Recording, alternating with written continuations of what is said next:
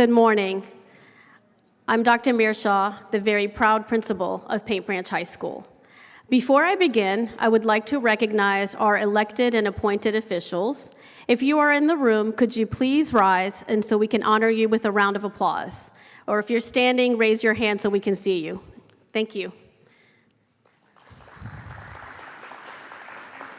Thank you. Thank you so much for being here in support of this event and the Paint Branch community.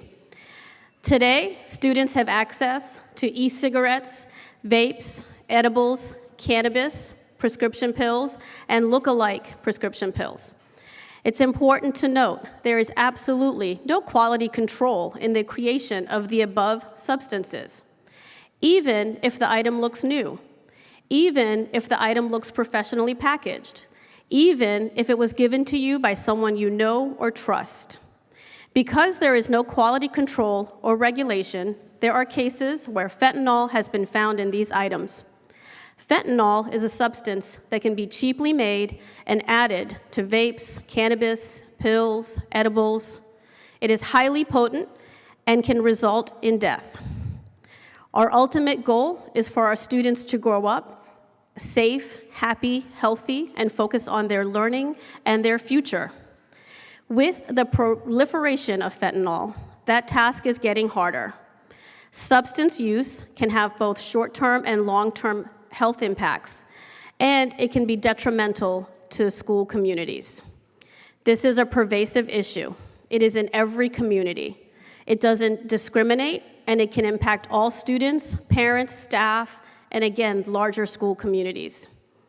Tragically, young adults have lost their lives, leaving their families forever damaged and in pain due to their decision to knowingly or unknowingly use a substance that was laced with fentanyl.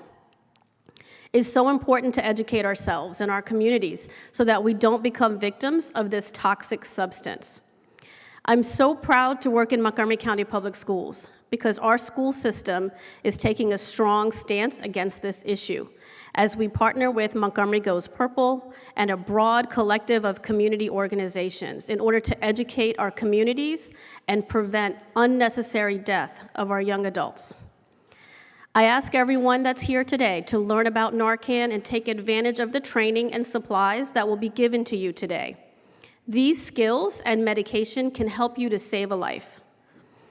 I would like to ask if you are a staff member or student at Paint Branch High School, could you stand or raise your hand for me? I want to honor all of you with a huge round of applause. Thank you for being here today.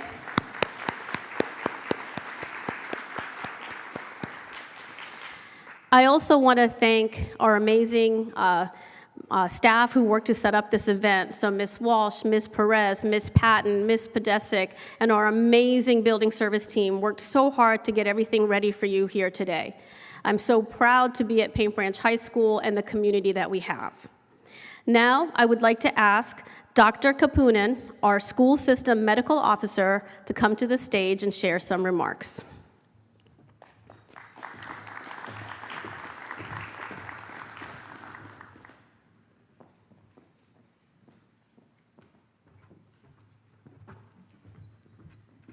No, not Dr. Kapunen. This is Adela giving the welcome in Spanish. Buenos días a nuestros estudiantes, padres, socios comunitarios y personal escolar. Y bienvenidos al tercer foro familiar sobre fentanilo en la escuela Paint Branch. Soy Adela Jiménez, representante de la Oficina Médica para el Sistema Escolar. Estamos reunidos para hablar sobre un tema omnipresente: el uso de drogas conteniendo fentanilo. Es un peligro que no discrimina y se encuentra en cada comunidad. Estoy muy orgullosa de trabajar en las escuelas públicas del condado de Montgomery porque estamos tomando una posición firme.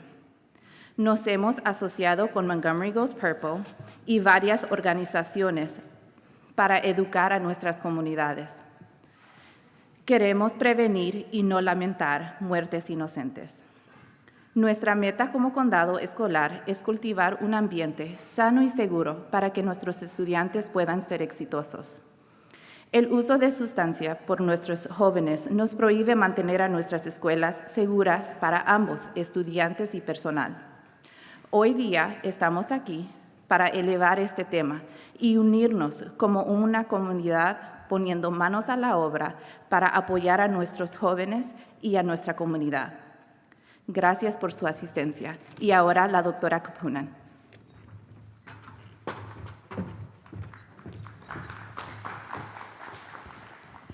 Wow, thank you all so much for joining us today on a Saturday to show your commitment to the health and safety of Montgomery County students and the communities that support them.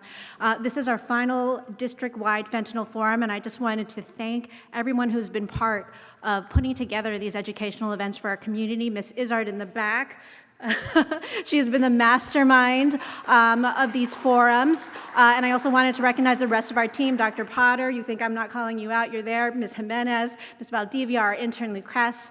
And thank you so much to the Paint Branch team for hosting this event as well. And thank you to our public health and safety community partners who have stood as our partners in this work along the whole way. We are so proud to stand alongside county leadership, community partners in a comprehensive community-wide approach to this epidemic. As you know, or we'll learn more about today, fentanyl is a powerful opioid medication that is now being illegally produced in huge amounts and entering the illegal drug supply. Youth are overdosing from opioids in greater numbers, and most of these events are due to illicit fentanyl. So there's a couple of things that I just want to share, 4 points about our partnership. One, if I could have the next slide. Working together is not just on overdose response. We're talking today about fentanyl. We're talking about preventing overdose and responding to it. But we are working together as a community and a team on the entire spectrum of prevention, treatment, recovery, support of individuals and those who take care of them. Secondly, our efforts must be coordinated community efforts within our school walls, but also beyond our school walls, because that's where our children and families live, including public safety in our community, access to health services, including much-needed treatments, and government policies that support our work together. What we do in the schools needs to be complemented by what families are able to access in a culturally competent way in any language that they need to outside our walls, as well as inside our walls. We also want to focus not just on fentanyl and Narcan, but the entire spectrum of substance use that our youth are at risk of using, and also this within a comprehensive framework of mental health that is more important now than ever. And finally, and this is the work that we're really focusing on today, we're committed as partners to empowering youth and family members because their role in this work is absolutely critical. We want you to be able to protect yourselves, your friends, your family members, and each other. Together, we can save lives. Thank you very much.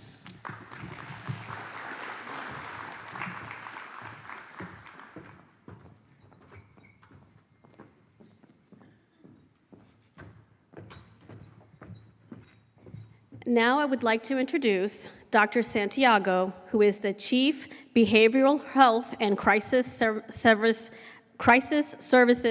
Representative. Thank you. If you could please join us and give him a round of applause.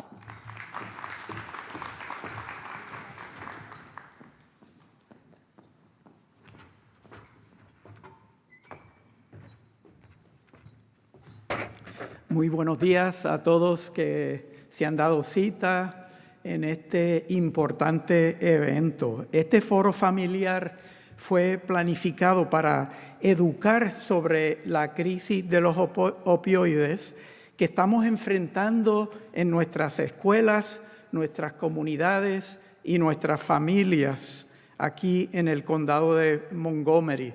Pero también este evento es para que podamos reclutar a cada uno de ustedes para que se unan a la lucha para traer fin a esta crisis. Las estadísticas muestran que en los últimos meses ha habido un aumento en el número de jóvenes menores de 18 años que se están presentando en las salas de emergencia por razones del consumo de los opioides y el fentanilo. Estamos en tiempos desafiantes para nuestra juventud. Podemos responder con desespero o podemos responder con esperanza. La esperanza en la que yo creo es una esperanza que consiste en acción colaborativa.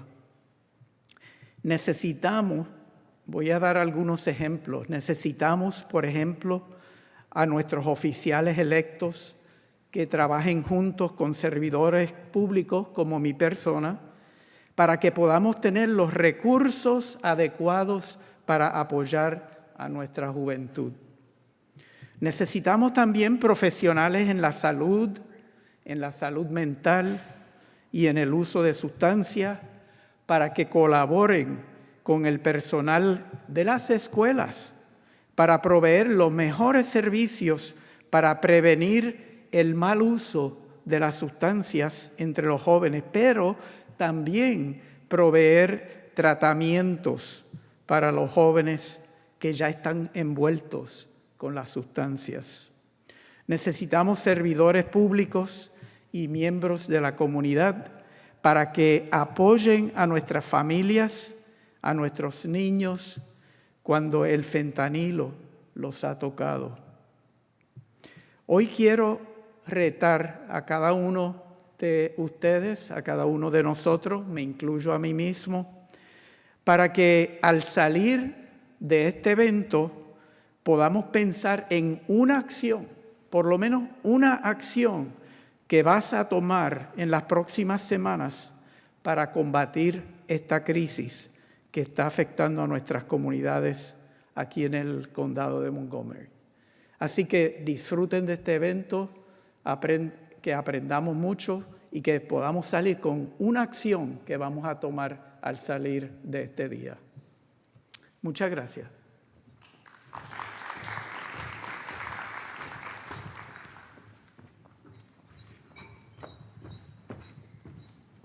And now I'd like to ask Mr. Will Jawando from the Montgomery County Council to please join us on stage.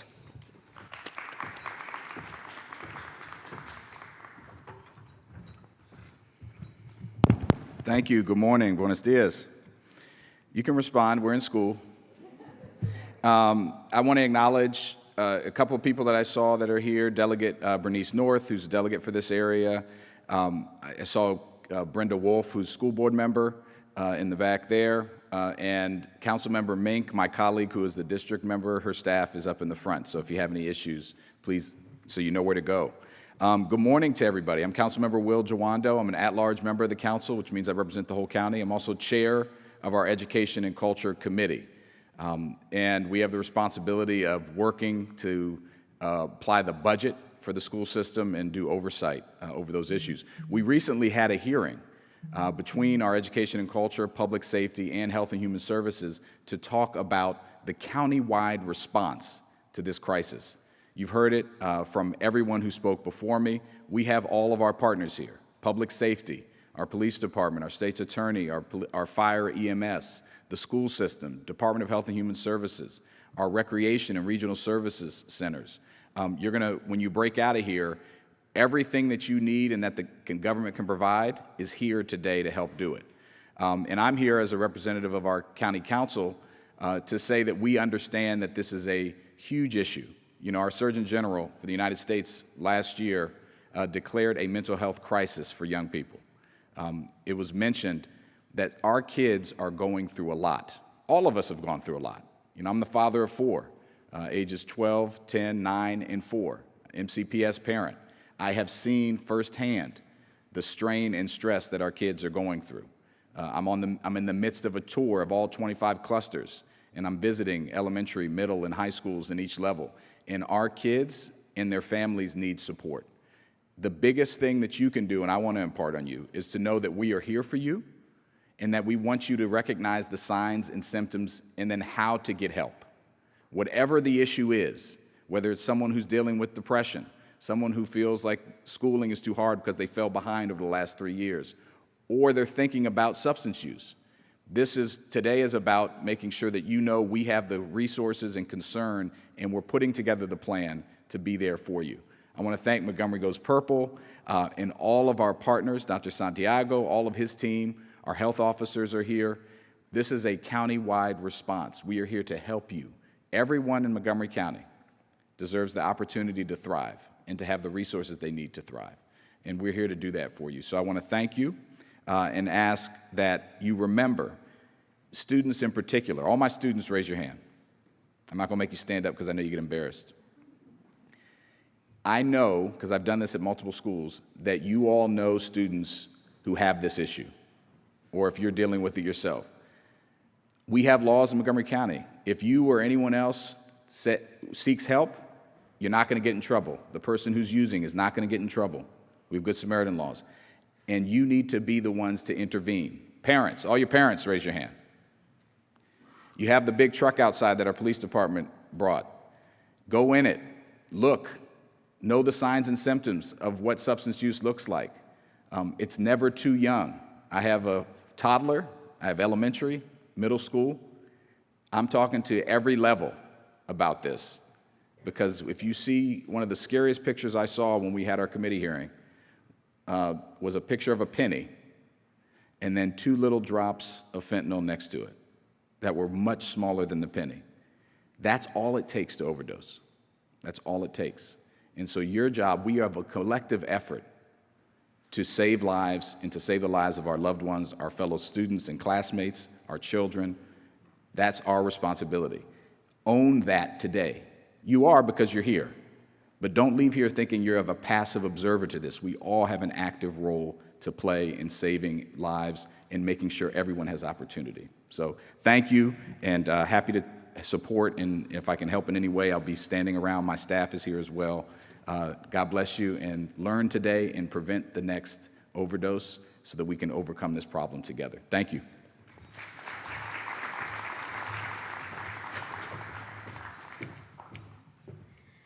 And now our school system partner in this work, Ms. Laura Mitchell, Chair of Montgomery Goes Purple, will share her remarks.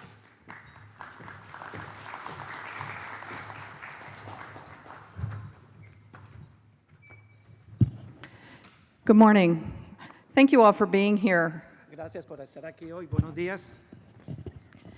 This is not something any of us have ever wanted to talk about or thought we needed to talk about or be concerned about, but it does impact every single one of us. Esto es algo que queremos hablar porque es algo que nos impacta a todos. I know because I have walked this path with my youngest son, Yo conozco esto porque me ha tocado caminar con mi hijo menor and I remember the moment I figured it out like I remember 9/11. y recuerdo lo que pasó en el 9/11. I know the things that I saw and didn't know what I was seeing, and the things I didn't see that I should have. Y vi lo que vi y no vi lo que debí ver. And that's why I do this. This is why I'm here, is to make sure that everyone knows what they're seeing if they see it. I hope you never do, but I want you to know what to look for. Y por eso estoy aquí, para que sepamos qué debemos hacer en caso de que veamos una situación como esta, que espero no la tengamos. Every one of the sessions that we're going to have today is designed to help you learn the things that I wish I knew 15 years ago. Cada una de las secciones que tendremos después de este evento es donde veremos qué es lo que tenemos que hacer y lo que yo debía hacer. So please take advantage of those, have those discussions. They're designed for small groups so you can get personal and get answers to your questions. Y por favor tomen ventaja de esta situación en los grupos pequeños que van a estar durante las sesiones. And I will also ask that we pay attention to the signs that are in the hallways about the language that we use. Our words matter a lot. Y también presten atención a las señales que hay en los pasillos acerca del lenguaje que se va a usar en cada uno de estos salones. This is a medical condition, and we want to make sure that we're using medical terminology and not words that shame and blame and keep people from asking for help. Es una condición médica y se van a usar términos médicos. that builds a huge barrier. We can tear those down. We have the ability to do that. We have the ability to start that right here. That's for the press, that's for the parents, that's for the students, for everybody. Es una barrera que debemos sobrepasar y esto es para los padres, para los estudiantes, para los profesores. Thank you all. I hope you have a wonderful day and enjoy the sessions and learning that information so that we can save lives. Gracias y espero que disfruten la sesión y tomen ventajas de lo que se va a decir. Thank you. Muchas gracias. Thank you.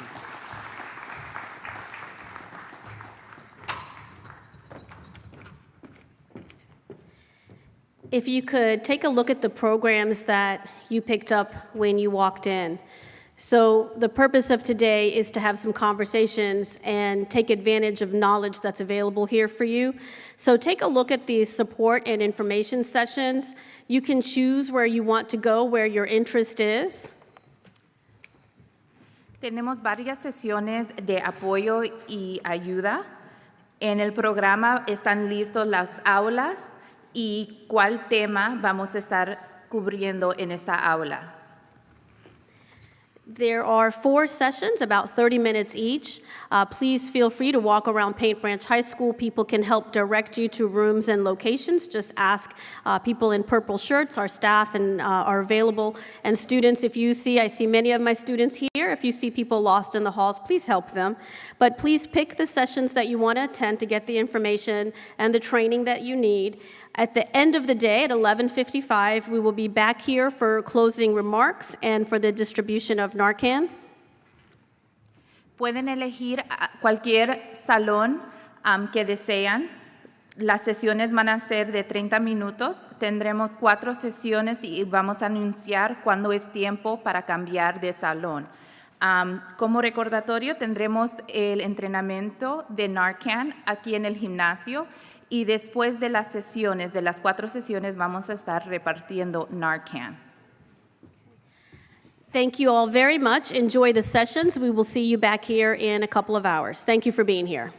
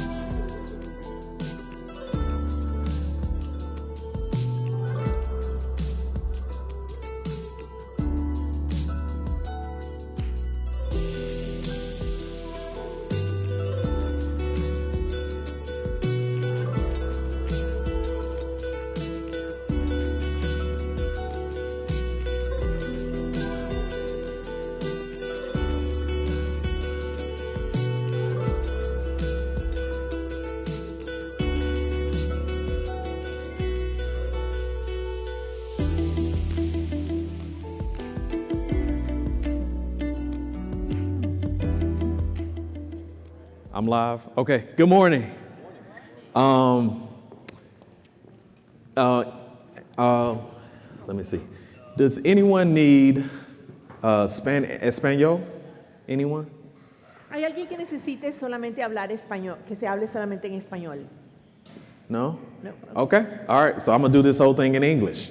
All right. So good morning. My name is Ben Stevenson. I'm the Prevention and Harm Reduction Manager for Montgomery County. So I oversee all of our prevention education and awareness efforts, as well as which includes this Narcan training. So I'm going to try to do as thorough a job as possible so you'll know exactly how to administer, how to respond in the event a situation happens. And I have my great colleague here. You want to introduce? Jeanette Peralta. I work with the Department of Health and Human Services in School Health Services. Right. So I am so glad that you guys are here, and thank you. All right. So next slide. Okay, so we're going to cover what is an opioid. So we'll look at what is fentanyl. We'll talk about the signs and symptoms of an overdose, and then we'll talk about how to respond. So looking at the use of naloxone, the importance of rescue breathing, the importance of contacting EMS because Narcan is only temporary, and then we'll talk about caring for the individual and then some resources that are located within the county as well. So next slide. All right, so we'll look at what is an opioid. Next slide. All right, so it's next slide. All right, so it's any drug that contains opium or its derivative, natural or synthetic, can be a prescription medication or a legal drug, can be a pill, capsule, powder, or liquid, can be swallowed, smoked, snorted, or injected. So an opiate are our natural forms of opium. So an opiate, an example of that could be codeine or morphine. An opioid, or which is our synthetic form of opium, is fentanyl, so, meaning it's man-made in a lab. Next slide. All right, so it's used to manage pain, suppress a person's cough, treat opioid use disorders, can cause feelings of euphoria, contentment, and detachment, and these effects can last between 3 to 24 hours, which is very important later on. And then we know that in excessive amounts of use, that it suppresses a person's ability to breathe. So next slide. All right, this here, we put this image here to give you a clear depiction of what a lethal dose of heroin and what a lethal dose of fentanyl looks like. So you notice it does not take a lot of fentanyl to actually kill a person. Unfortunately, this substance has been used to be mixed with other substances to create, counterfeit medications and things like that, which is something we're seeing a lot and trying to deal with. Next slide. So we know that non-pharmaceutical fentanyl is illicitly produced synthetic drug to look packaged just like prescription medications. Powder looks similar to heroin. And we know that fentanyl plus heroin plus mixing with other substances is a deadly combination. Next slide. So this here is an example of fentanyl, bright colored rainbow fentanyl, which has been confiscated in various parts of the country, as well as in Montgomery County, brightly colored to look just like other medications. The fear was that it could be appealing to young people and things like that. You can also see it looks similar to images of like sidewalk chalk and things like that. So just making sure that just being aware of what these things look like so we can better equip ourselves with the knowledge to help. Next slide. Also, they're taking fentanyl and pressing it into counterfeit pills. So you have examples from the DEA of pills that look just like Percocets, but they're fentanyl. They're laced with fentanyl, but they're looking just like Percocets. They're looking just like the Xanaxes that a person might be prescribed as well. And then they're also looking like Adderall, which we know some of our young people are prescribed ADHD medications and things like that. So 9 times out of 10, you can't look at a pill to tell if it's real or fake or not, right? And so we try to educate people on the importance of not trusting their eyes because the fact that it could be laced with fentanyl. Next slide. So how do you recognize an opioid overdose? So looking at next slide. All right, so an overdose happens when the toxic amount of an opioid impacts a person's body ability to handle it. So it basically overwhelms a person's body, impacting their breathing. Next slide. So what happens is respiratory failure. So it's lack of oxygen or blood in the blood. Vital organs like the heart and the brain start to fail. You have leads to unconsciousness, coma, or death. And then one key piece of surviving an overdose and giving a person a higher likelihood of survival is rescue breathing. So next slide. So signs and symptoms of the overdose, you have slow, shallow, or no breathing. The person could be unresponsive, unconscious. It could be loud snoring or gurgling noises. The body could be very limp, so they might not have their ability to kind of sit up or control their bodily function. Lips, fingertips could turn blue or gray. Skin could be pale, gray, or clammy. And pulse could be slow or erratic. Next slide. All right, so how do you respond to that overdose? Next slide. So one of the key tools to respond to an opioid overdose is naloxone. So it's the medication that reverses an opioid overdose. It wears off between 30 minutes to 2 hours. So remember I spoke earlier about how different opioids can stay in the body between 3 to 24 hours. So we know this medication is only temporary, which lets us know that it's important to contact EMS and call 911 to get that person additional help. There are various ways of delivery. It's intranasal, intramuscular, or intravenous. In Montgomery County, we only train on the intranasal version. So if you've ever had allergies and you've had to administer Flonase to yourself, then you can easily administer naloxone to someone who might experience an overdose.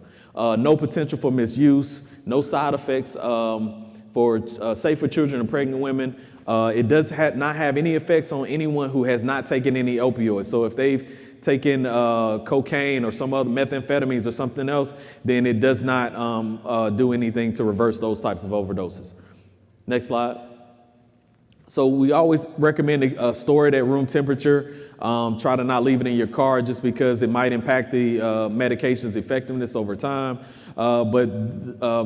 And naloxone does come with an expiration date, but there's been a lot of studies and research done behind naloxone, letting us know that the Department of Defense actually did a research study to let us know that naloxone is impactful 5 years beyond its expiration date. So a lot of times people will say, hey, my kit expired, we'll replace it.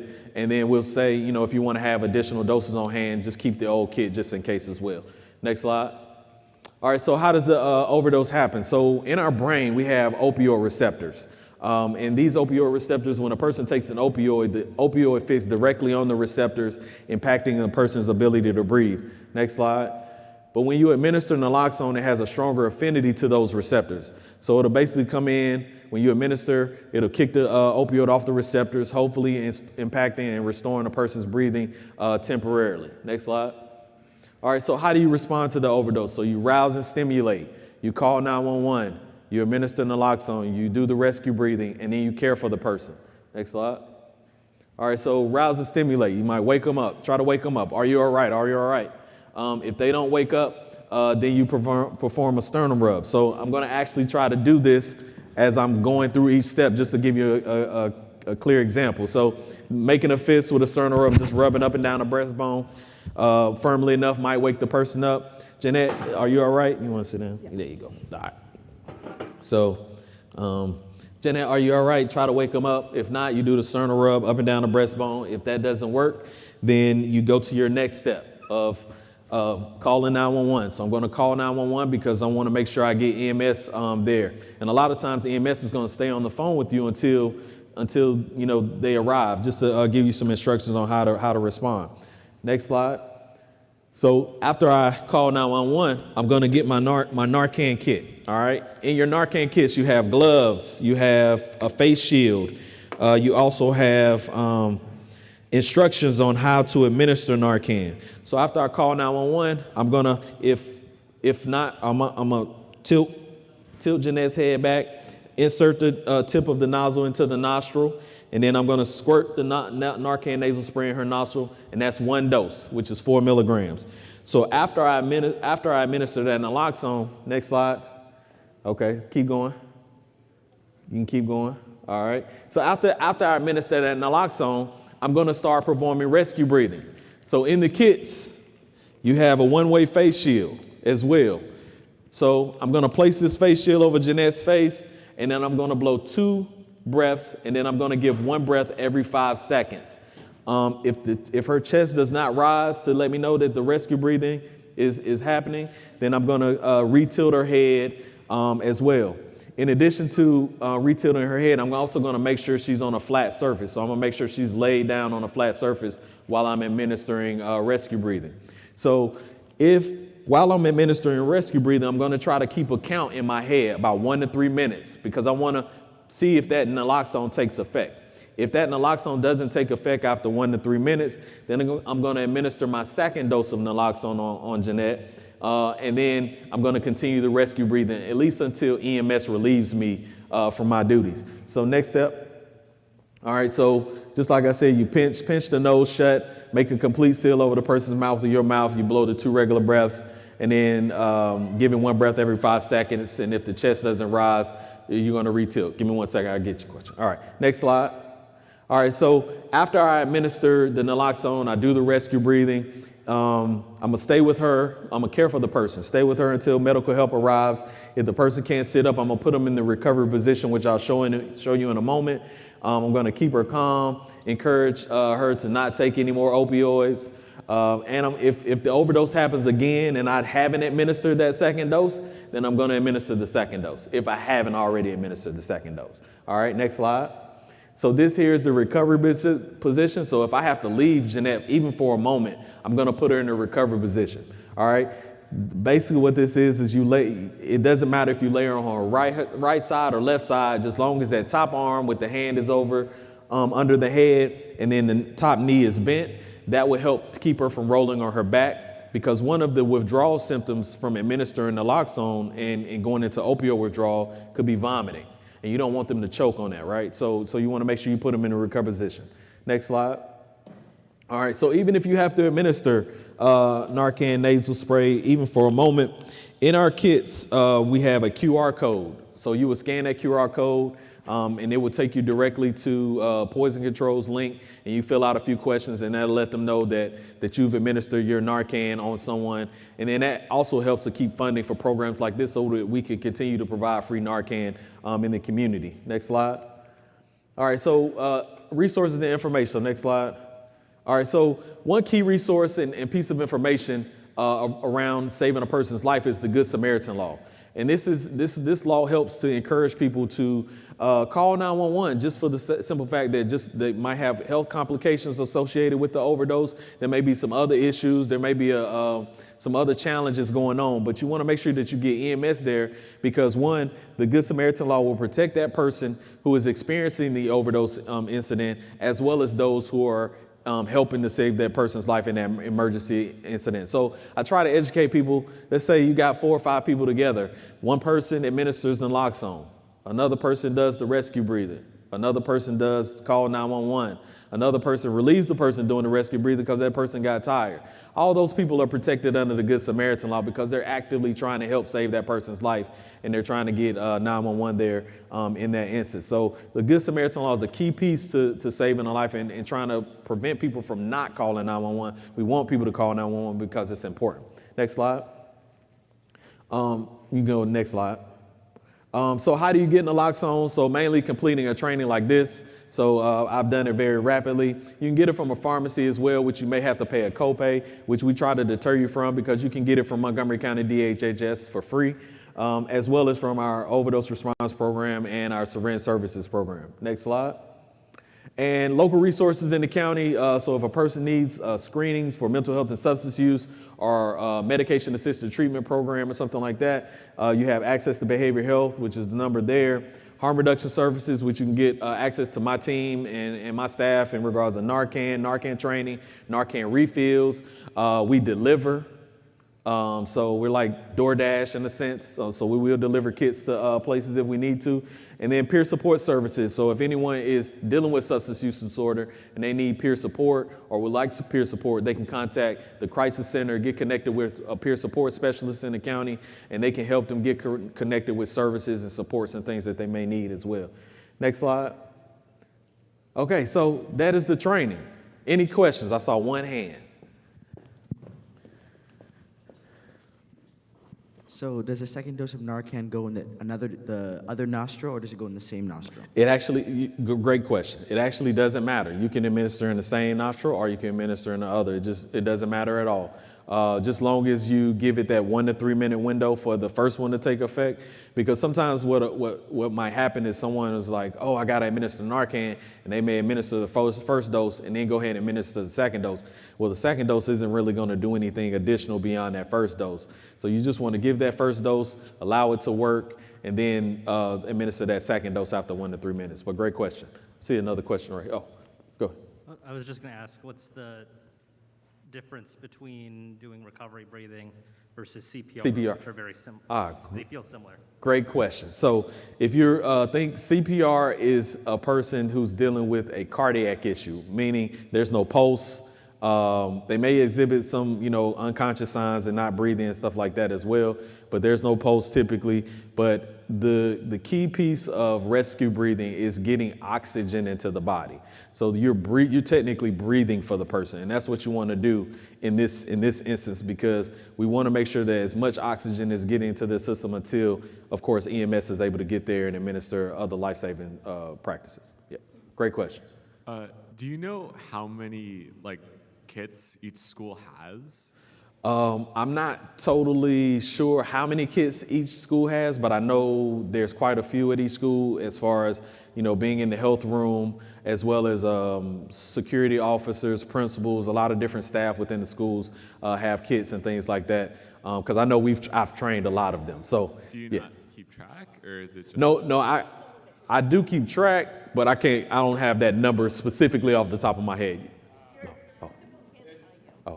So there's 2 kits in my office on an open shelf. My whole staff knows where they are. We also have 2 kits in our health room that our health technician and our nurse have access to.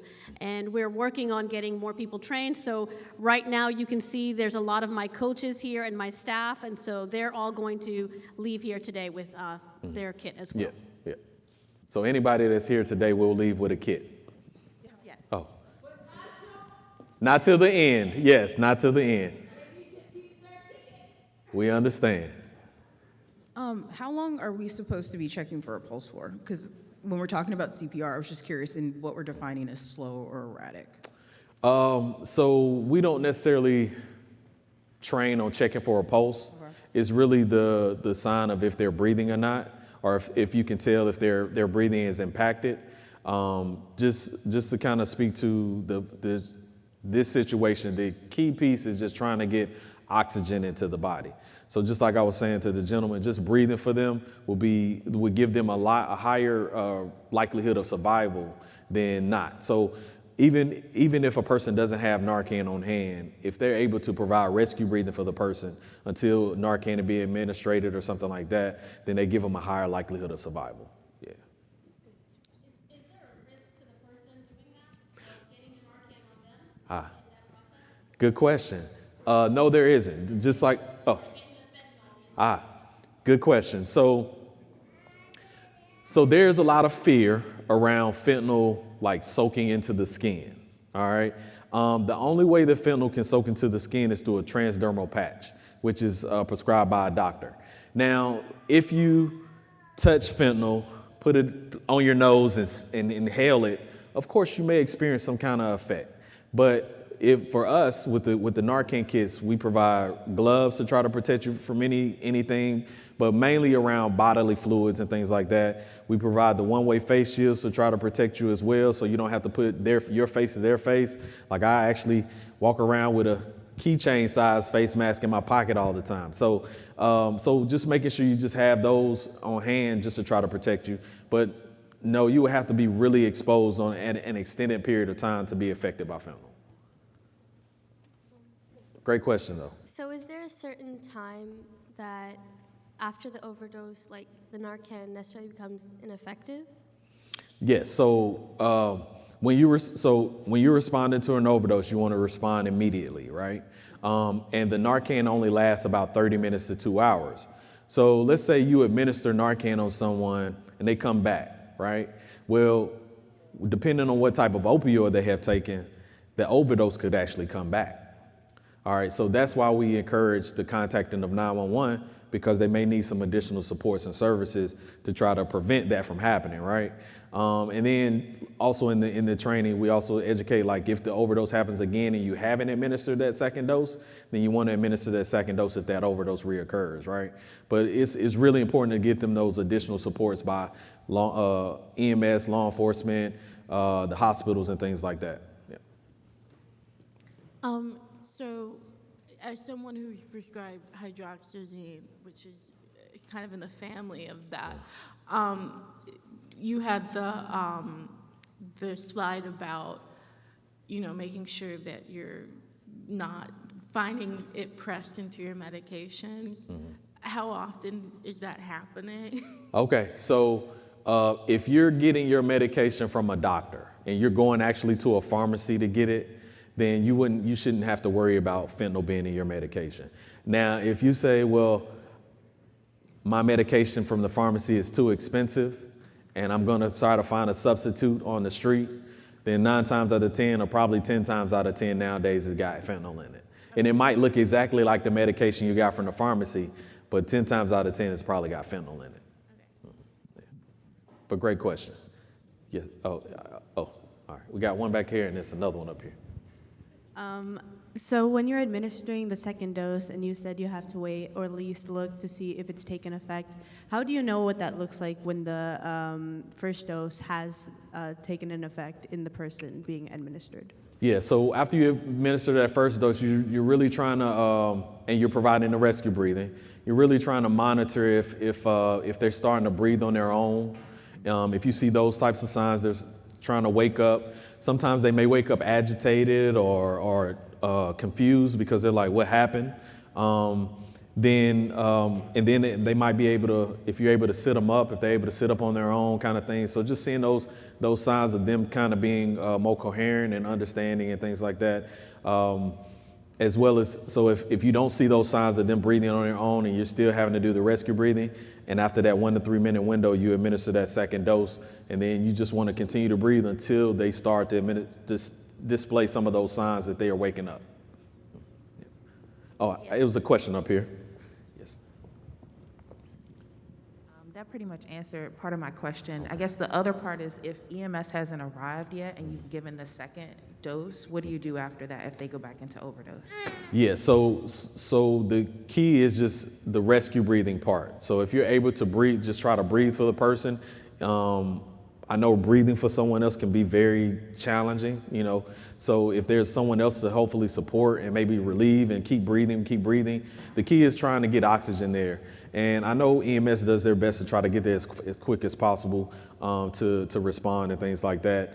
And I haven't heard of someone having to to extensively help a person because they're waiting on EMS. So just keep breathing for the person if you administer that second dose. Yeah. Wait, you said that Narcan won't work if it's like another kind of overdose with a different drug, but will rescue breathing still help if it's a different type of drug that's not fentanyl?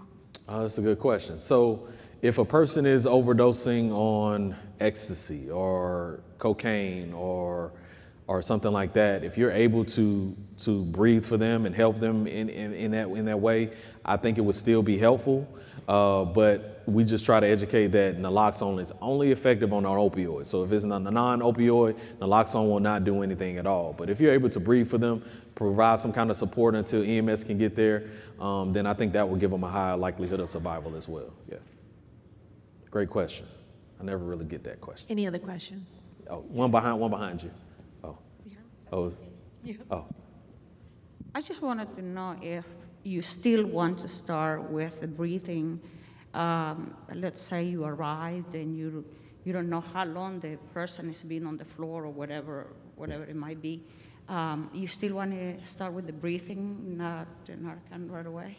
Yeah, so in that event, the recommendation would be to administer Narcan, to try to wake them up, to call 911, and then to do the breathing.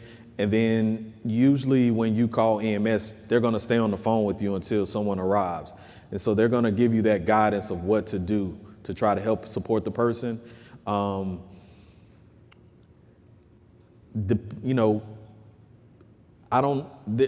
There's a nice little window of time that we really have to respond. I want to say it's maybe like 10 minutes when like the brain, the other organs and things like that start to fail because of the lack of oxygen.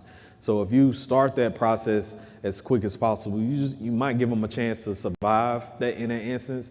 But then unfortunately, depending on how long they've been there, it might unfortunately be too late, unfortunately. So, but I would say try. I would definitely say try. Yes. My question is this. from time to time, when we enter like a restroom or whatever, there's a plume of smoke, there's things going on.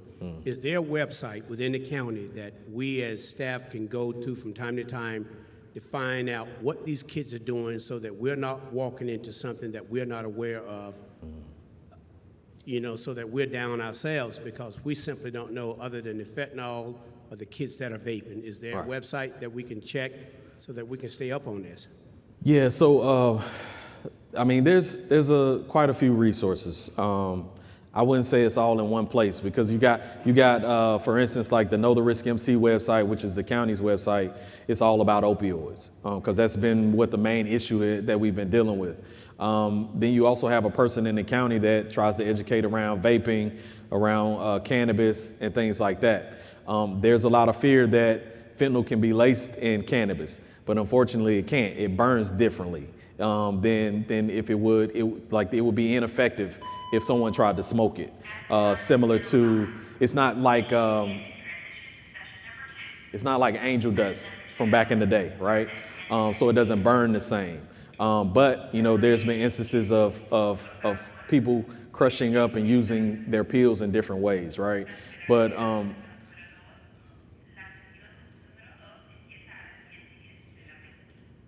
But just to say here, I will eliminate your fear of thinking you're going to walk into a bathroom and someone's smoking fentanyl or vaping fentanyl. It's not possible. Yeah. Yeah. But I'll talk to you after this. All right. Yeah. All right. So yes. So at the end of the day, we're going to be distributing kits as you exit out. We'll have these ready for everyone once you finish your fourth session. So. Oh, yeah. Well, we have face shields. There are face shields in the kits. Yes. All right. All right. Go ahead. Thank you so much for coming. La segunda sesión va a empezar ahora.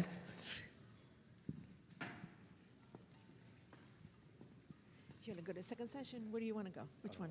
I'm not sure. Just pick up a flyer. They're here. Do you have one? Here. You can take this one and you can choose out of those whatever you want to go. Just find the room. Here, take it. Are you Are you Viviana? No, I'm Jeanette Peralta. Okay. Viviana is here, but she's probably in one of the breakout rooms. Is she doing the next? I am working here with Ben, doing session after session. I think that Viviana is doing behavioral health. So the next session is Spanish then, right? It's actually what we did for this one is we asked the people how many of them needed to have the Spanish session.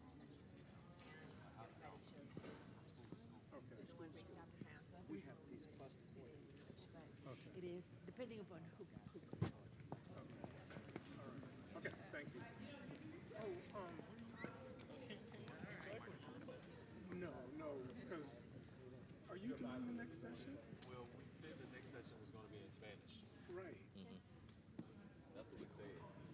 That's what the plan was. Okay. If you guys do, but you're going to do it together. Yeah, I'm going to be here. Yeah, I'm gonna be. I need you guys up on up here because people are walking by and they're getting away and we're not getting a good shot. So that'll give us an opportunity to shoot it. Gotcha. Okay. All right.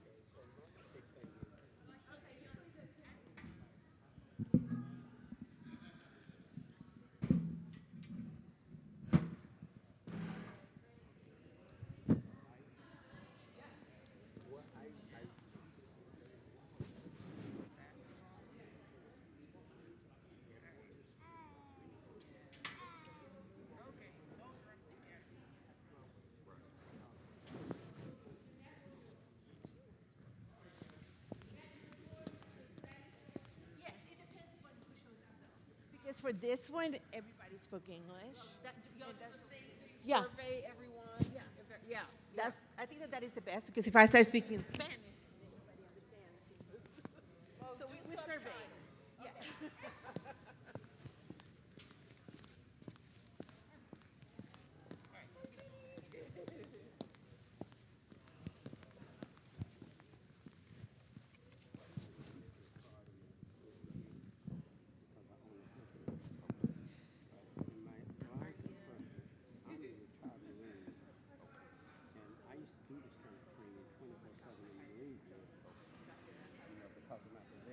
Okay. If you text me first and tell me who you are, then I can respond back to you.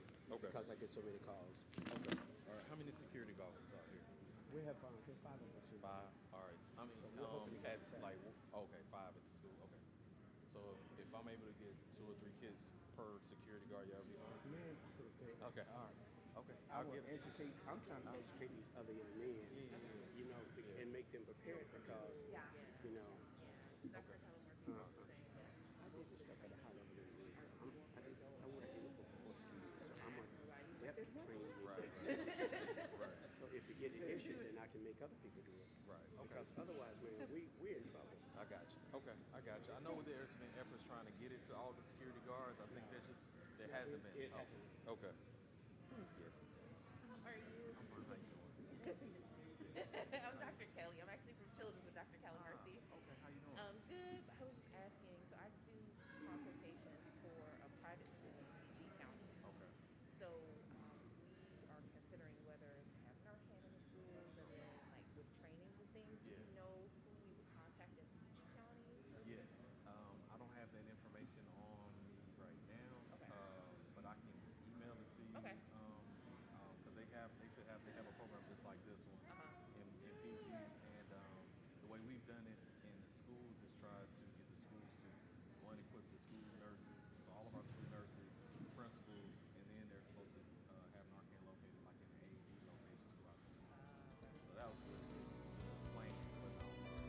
Yeah, he was like.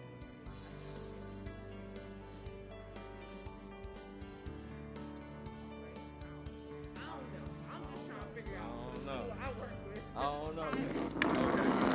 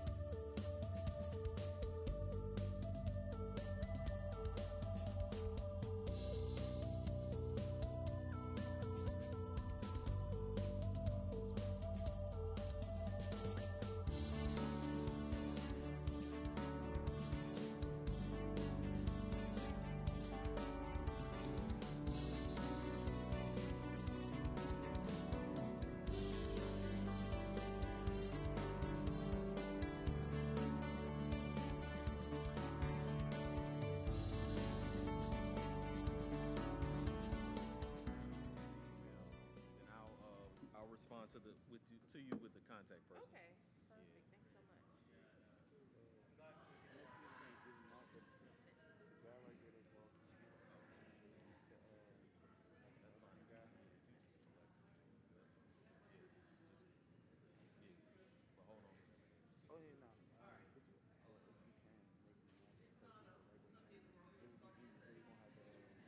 Oh,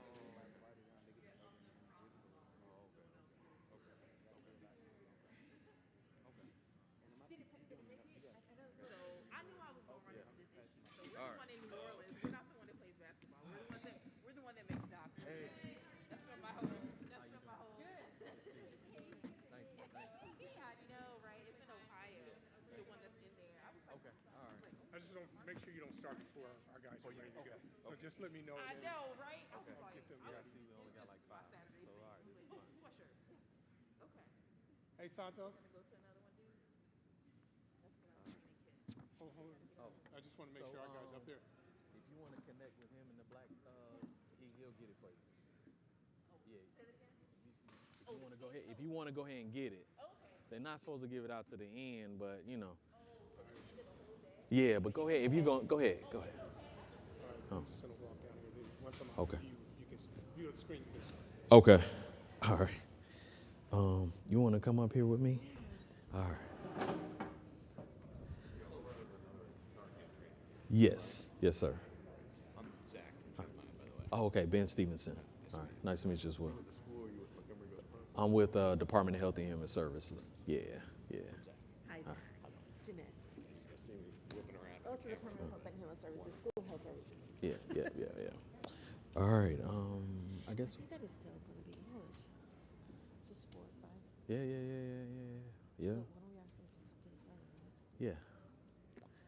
All right. So it looks like we're a small, intimate group this time. So if y'all don't mind, if y'all want to come to the front, that would be great. We'll go ahead and get started. Come on up to the front if you don't mind. Don't be shy. We don't bite. All right. Yeah. You can move those out the way. Yeah. They're reserved for you. Yeah. All right. Yeah. All right. Okay.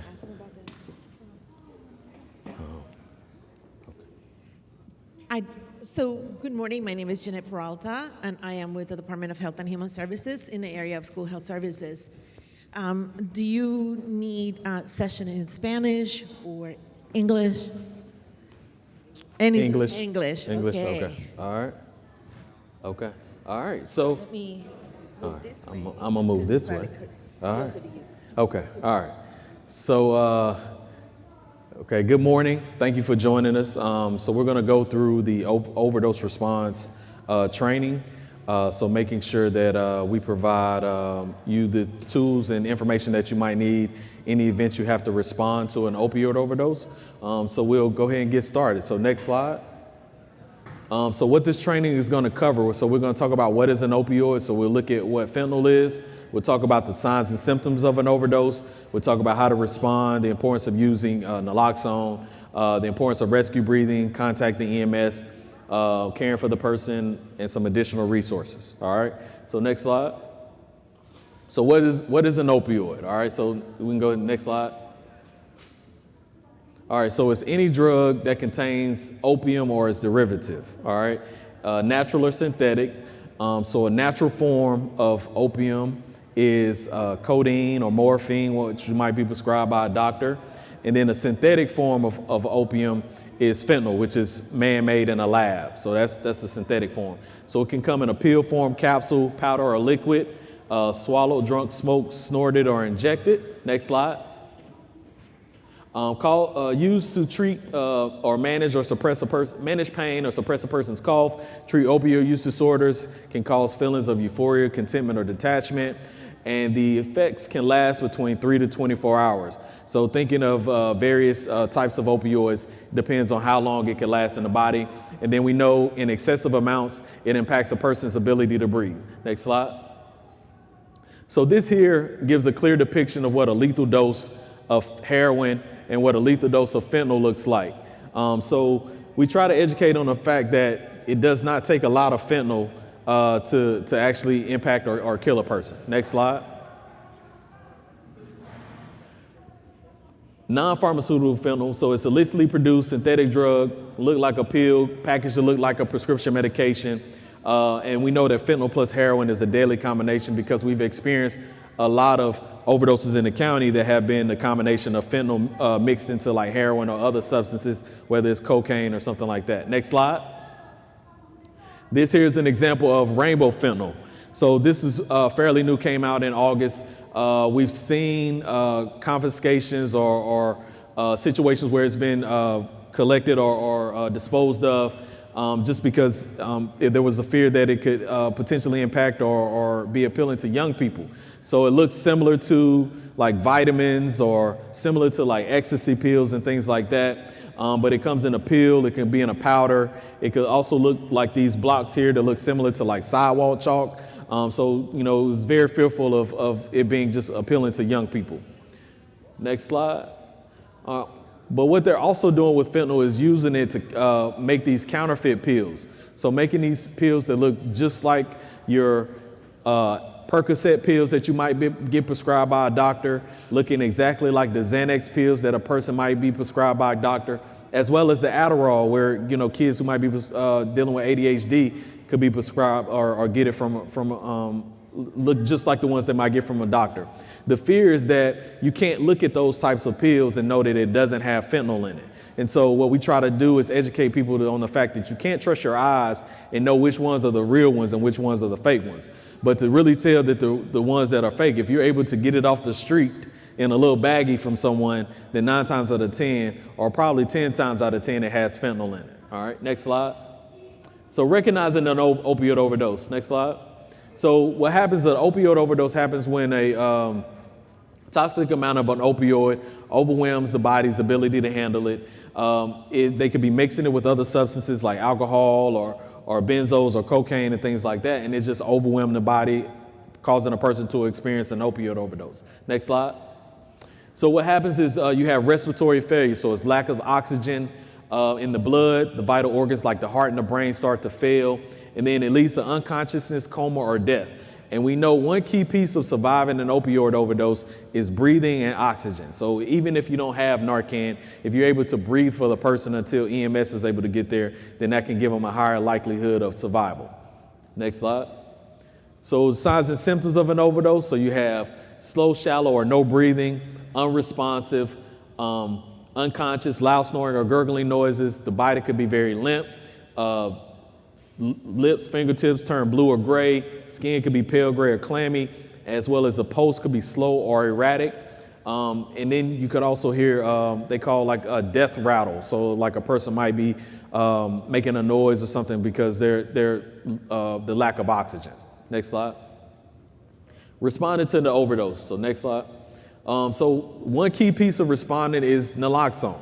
So it's the medication that only reverses an opioid overdose by restoring breathing for a period of time. We know naloxone wears off between 30 minutes to 2 hours. And remember earlier I spoke that opioids could be in the body between 3 to 24 hours. So remember that naloxone is only temporary. It's safe for children and pregnant women, so there's really no side effects or minimal side effects. Delivery mechanisms are intramuscular, intravenous, or intranasal. In Montgomery County, we only train on the intranasal version. So that if you've ever dealt with allergies and had to administer Flonase, that's how you administer naloxone in the nasal through intranasal. No potential for misuse, no effects on someone who hasn't taken an opioid, and naloxone is only able to reverse an opioid overdose. So if someone is overdosing on methamphetamines, on cocaine, on something other than an opioid, then naloxone will not be effective. Next slide. So we recommend that you keep it in its original packaging until it's ready to use. Try to keep it at room temperature, so try not to leave it in your car. So I usually have like a go bag that I take it in the house and keep it with me all the time. Avoid excessive exposure to like heat, temperature changes and things like that. Keep it away from children and pets. And then naloxone does lose its effectiveness over time, but in the kits that we provide, we try to provide where the kit will last, expiring like 2 years. But the Department of Defense actually did a study on naloxone that showed it was effective about 5 years beyond its expiration date. So even if the kit expires, you can always contact HHS. We'll replace it, and then we'll recommend that you could keep the other kit for additional doses if you need it. Next slide. So how does the overdose happen? So in our brain, we have opioid receptors. And basically what happens when a person takes an opioid, the opioid binds itself to the opioid receptors in the brain, which impacts a person's ability to breathe. Next slide. But when you administer naloxone, it has a stronger affinity to those receptors. So when you administer the naloxone, it kick the opioid off, bind itself to the receptors, hopefully restoring a person's ability to breathe temporarily. Remember that 30-minute to 2-hour window. Next slide. So how do you respond? You rouse and stimulate, you call 911, you give rescue breathing, and then you care for the person. So I'm going to use my counterpart, Jeanette, to try to display these steps. So you rouse and stimulate. I noticed that Jeanette is unconscious, so I'm going to shake Jeanette, call her name. Jeanette, wake up. If she doesn't wake up, I'm going to make a fist and do a sternum rub. So if you rub up and down the breastbone firmly enough, then that pain could potentially wake them up. It'll stimulate them and wake them up. But if she doesn't wake up, I'm gonna go to my next step, next slide, which I'm gonna call 911. The reason I'm gonna call 911 because one, the naloxone is only temporary. Two, she may have some additional complications. 3, she may need more doses of naloxone. We've had instances in the county where a person had to be administered 7 doses of naloxone to be brought back because of how potent and how strong these drugs are. And then it may be a non-opioid overdose. Next slide. All right, so next I'm gonna get my kit, which they are like this, just looks like that. And I'm gonna get my Narcan nasal spray. Next slide. And I'm gonna put my gloves on, because in the kits we provide gloves. I'm gonna peel and open the tab, hold the Narcan nasal spray with my thumb on the plunger and my first and middle finger on each side of the nozzle. Next slide. And then I'm gonna tilt Jeanette's head back, support her neck, and then I would gently insert the tip of the nozzle into her nostril until my fingers on on the bottom of her nose. And then I'm gonna press the plunger firmly. And then that's 1 dose of naloxone. So the doses of naloxone that we provide are 4 milligrams, and we provide 2 doses in each kit. So after I administer that naloxone, next slide, I'm gonna provide rescue breathing. So while I'm waiting for that naloxone to take effect, you wanna give the naloxone about 1 to 3 minutes to take effect. While I'm waiting, I'm gonna perform the rescue breathing. So if Jeanette is not already laying on the floor, I might lay her on the floor, and then tilt her head again, lift her chin, tilt her head, open her airway. If something is in her mouth, I might try to remove it to get it out the way. And then next slide. And then I'm gonna pinch her, and then I'm gonna grab my face shield, of course, because in your kits you have face shields. And then I'm gonna pinch her nose, make a complete seal over her mouth with my mouth, and then I'm gonna blow 2 regular breaths, and then I'm gonna give 1 breath every 5 seconds. And I'm gonna keep doing that for that 1 to 3 minute window. And after that 1 to 3 minute window, if Jeanette hasn't woken up, then I'm gonna take my 2nd dose of naloxone, and then I'm gonna administer. And then after I administer that 2nd dose, then I'm gonna go back to the rescue breathing. And I'm gonna continue to breathe for Jeanette until EMS relieves me or until someone else is able to relieve me, because one of the key pieces to survival is getting that oxygen into the body until they're able to breathe on their own, right? Next slide. So after I do that and Jeanette has woken up, I'm gonna care for Jeanette, stay with her until someone else's medical help arrives. I'm gonna, if she's not able to sit up, then I'll put her in the recovery position, which I'll show you in a moment. And then I'm gonna try to keep her calm, try to keep her encouraged. If overdose happens again and I haven't administered that 2nd dose, then I may administer that 2nd dose if I haven't already done it, right? And then next slide. So if I have to leave Jeanette even for a moment, I'm gonna put her in the recovery position. So this is gonna help to keep the airway open. One of the withdrawal symptoms from an opioid is vomiting. And putting her in the recovery position, if you see on the image on the screen, it doesn't matter if you lay her on the right side or left side, just long as the top knee is bent and the top hand is under the head, that helps to keep her from rolling on her back, keep her from vomiting or choking on her vomit or anything like that. Next slide. If you administer, in our kits, we provide a QR code, which you would just scan with your phone. It'll take you to a little questionnaire, you fill it out, and that lets poison control know that, hey, this person administered naloxone. It also helps support funding for programs and things like this so that we could continue to provide naloxone for free. Next slide. And then resources, next slide. So one key resource in helping a person who is experiencing an overdose is the Good Samaritan law.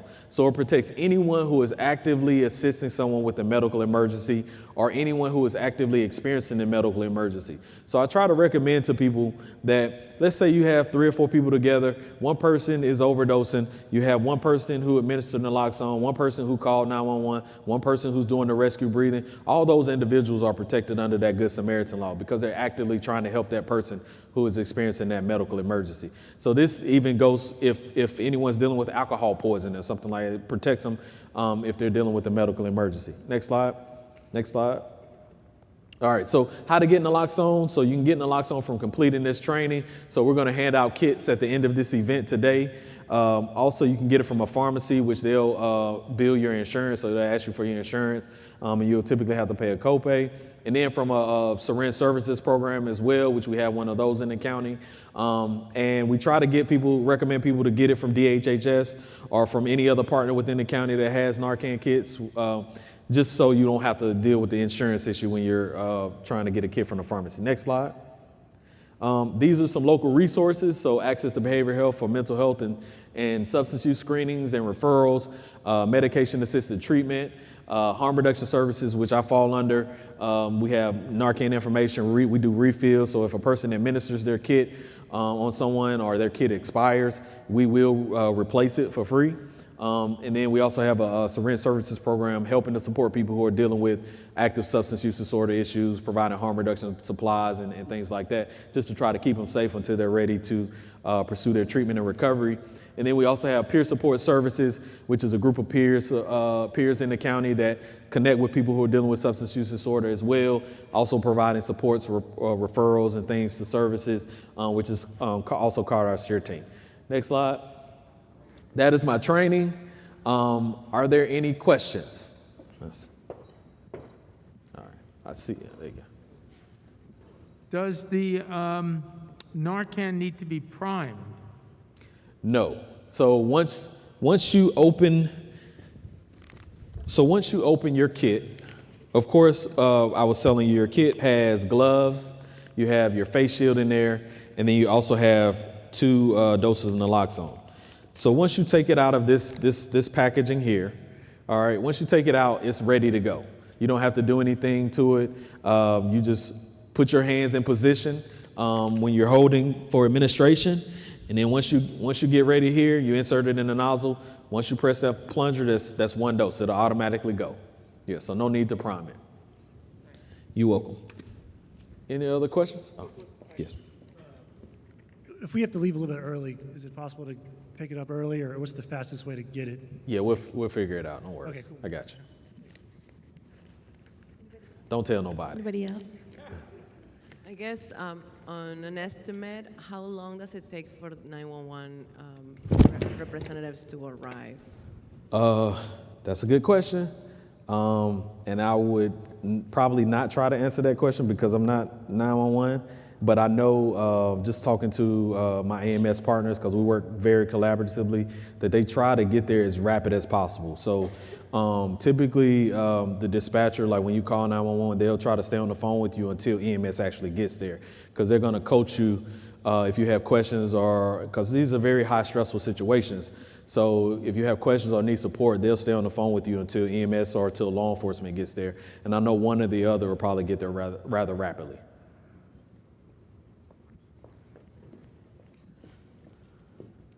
Hi, I'm sorry. You had mentioned that only works for fentanyl, correct? So how is there a way you can tell? It works on all opioids. So if you think of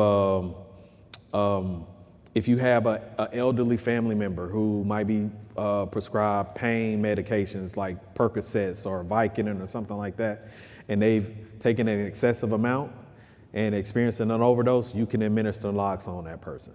So yeah, so any opioid, but anything outside of an opioid, it will not take it. So cocaine, methamphetamines, ecstasy, anything other than an opioid, it won't do anything. And what you're seeing in the schools right now, is that mostly the opioids? The counterfeit pills. So we're seeing pills that look like other pills, but they probably got fentanyl in them. Yeah, yes. Oh, question back in the back. I was just wondering, you mentioned fentanyl in cocaine, I think, and also what about in marijuana? I heard in some other places that it was being found in marijuana. So I think that is still kind of a myth as far as the marijuana being in, fentanyl or any kind of opioid being in marijuana, just because of it burns a little bit differently. And so thinking in terms of like years ago when people were lacing marijuana with like angel dust and different things like that, the way that fentanyl and other opioids burn, it loses, it doesn't do anything. It just kind of like burns. Yeah, so a lot of times it doesn't do anything. But I have heard of instances of it being liquefied. So, I mean, people are very creative and they got a lot of time on their hands. So, I mean, it could potentially come down the road, but it's not happening now. Yes. Yes.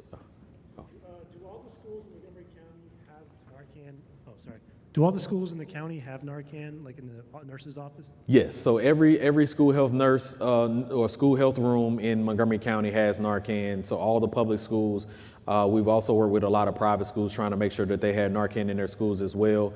A lot of principals are already equipped with Narcan. And then I know we're working in partnership with MCPS to try to expand to other staff members, as well as looking at other mechanisms to try to have Narcan strategically located throughout school buildings and things like that as well. Does that, it's kind of a sick question, does that include elementary schools too? And Yes. Really? Yep. Every school. Yeah. So myself, my team and my staff, we were tasked with equipping all 200 and something schools with Narcan, and we actively deliver Narcan to every school in Montgomery County. Yeah. Yeah. Great question. All right. Any other questions? Okay, so since there are no more questions, I'm gonna assume that I did an amazing job and that you understand exactly what you need to do and how to respond and how to recognize. And if you don't mind, the slip of paper that you get to obtain your Narcan kit, if you don't mind putting like your name and a zip code on there for us, that would be helpful for us to kind of track and see like where Narcan kits are being distributed throughout the county. So it's just an internal piece for us. Thank you. Thank you. Thank you so much. Yes.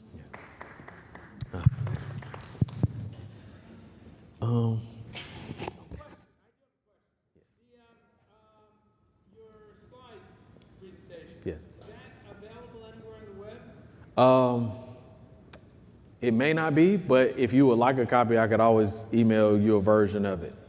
Yeah. So if when you get your kit, if you want to put your email, and my staff person is here. If you want to put your email on there, I'll get it later, and then I'll just shoot you a copy of it, a PDF copy or something. Yes, sir. You're welcome. Thank you.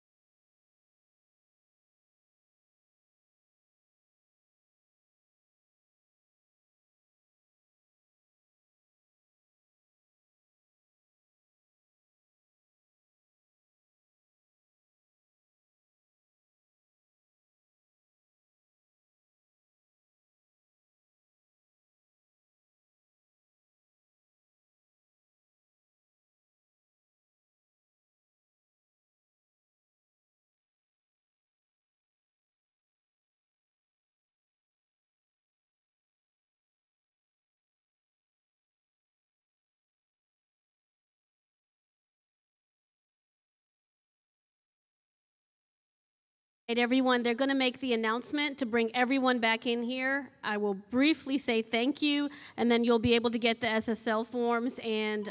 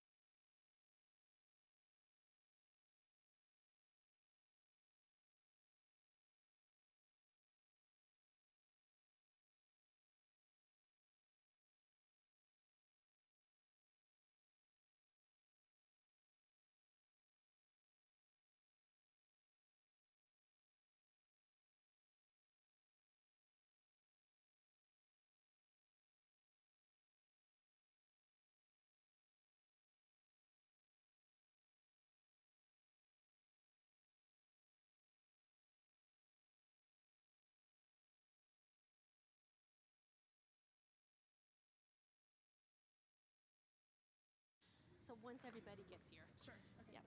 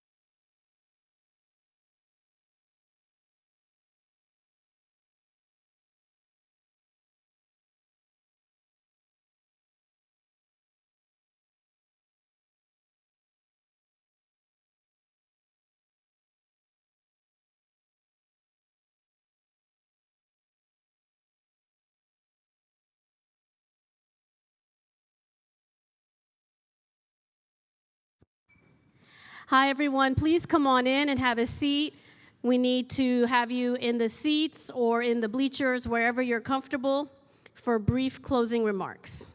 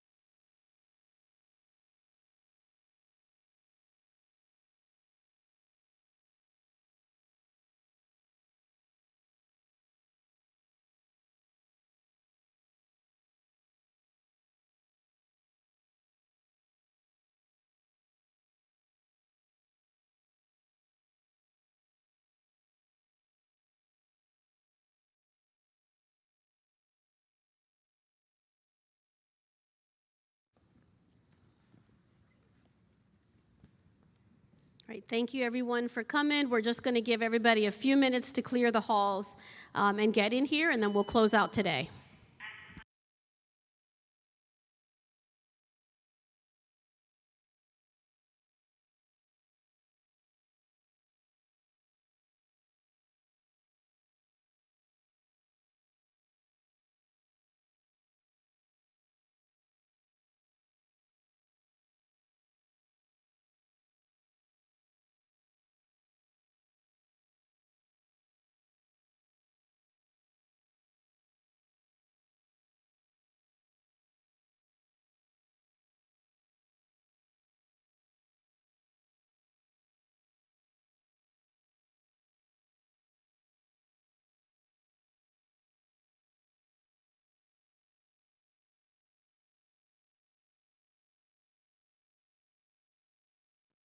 Before we begin the end of the program, I have an important announcement.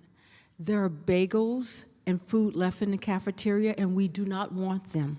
So we're asking you, after you get your Narcan, get a donut and hit the road. Thank you so much. I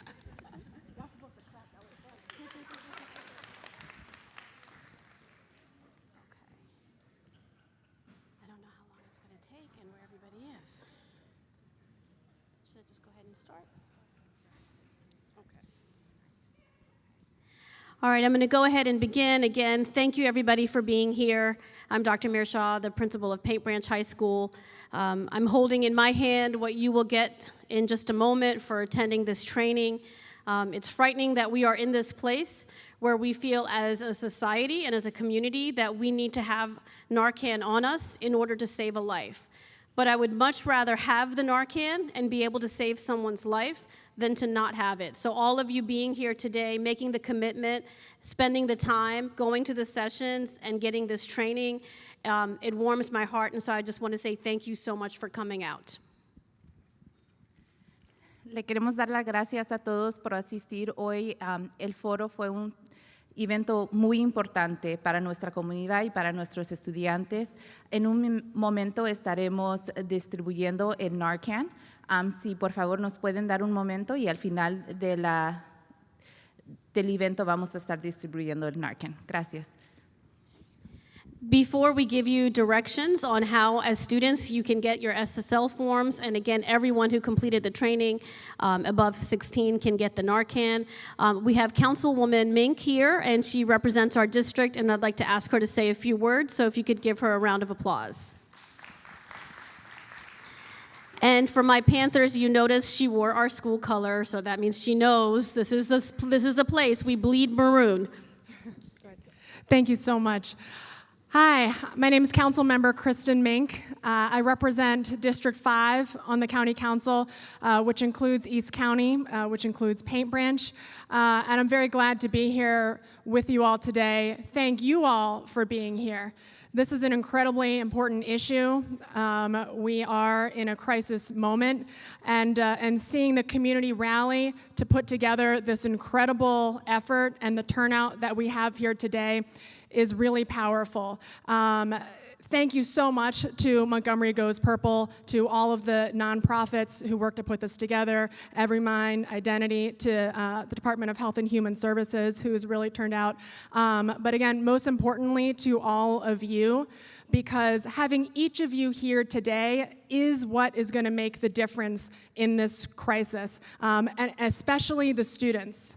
Especially the students. I'm a former teacher myself, and I know that you all, and I'm speaking to you directly, to the kids in the room, that you all are the ones who are going to be able to have the most impact in your school communities and with your peers. So being able to have you able to give accurate information, to have you Narcan trained, to be able to advocate with us for the things that you need and the things that you feel are going to really make a difference in your communities. That's incredibly powerful and incredibly important. So if we could give a big round of applause to all of the youth who turned out today.